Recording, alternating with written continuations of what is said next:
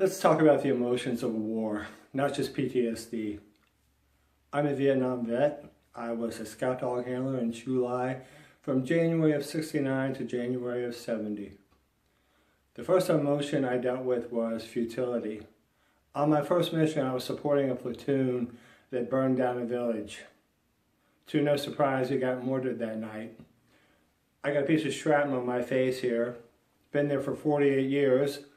But I'm wearing Hanes underwear that says Made in Vietnam. And we saw President Obama negotiate to sell weapons to Vietnam. Now we have an aircraft carrier off of Da Nang. So what was the point? I thought about this a lot. It ate at me for a long time, but the only conclusion I could come to was, I'm 69.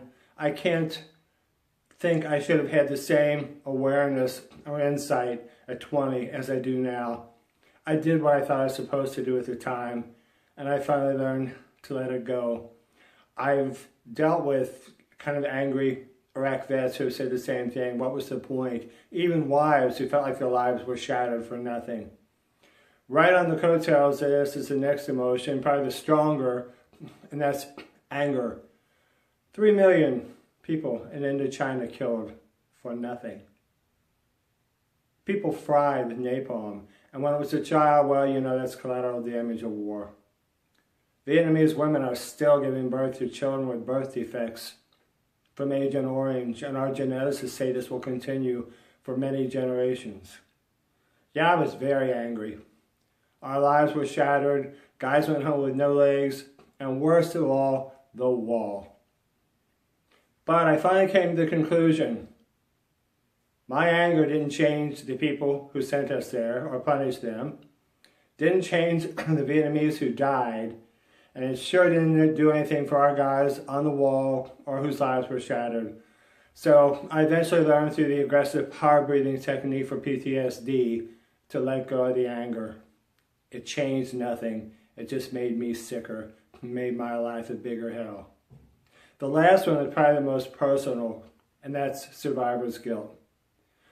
On my first mission, I got this little piece of shrapnel in my face. And when I was able to get up and find the other dog handler I was with, he was on his back with a chunk of his skull missing and struggling to breathe with a sucking chest wound. He did live, but he had been standing right next to me, so I felt really bad when he was hurt so much, and I just had this little bit. On my third mission, I hit a booby trap grenade and got blown all over the place. The VC were excellent at changing fuses, putting in a smoke grenade fuse to take away the delay. But in my case, they didn't. They also put the tripwire down on the ground, so my dog on a 5-foot leash hit it, so I had a chance to turn and run. It lifted me up and blew me all over, and I thought I was going to lose my right eardrum, but I was okay. Then I found out that this much-loved guy in the platoon who hit a booby trap grenade was killed because they had the tripwire up here, and he hit it, not his dog. And they had changed the fuse, so it went off instantaneously and killed him. Boy, they let me know about that all the time, too. The worst was walking over 2 mined rockets. Neither the dog or I found them. Guys behind me paid the price with death, missing legs, missing feet. I wanted to die. I wanted to die. And I almost got my wish because that night I was crawling away in an ambush so bad, I had glasses shot off my face. But then, you know, you just have to come to the rational conclusion. Stop acting like you set the mine. You didn't. You didn't intentionally miss them.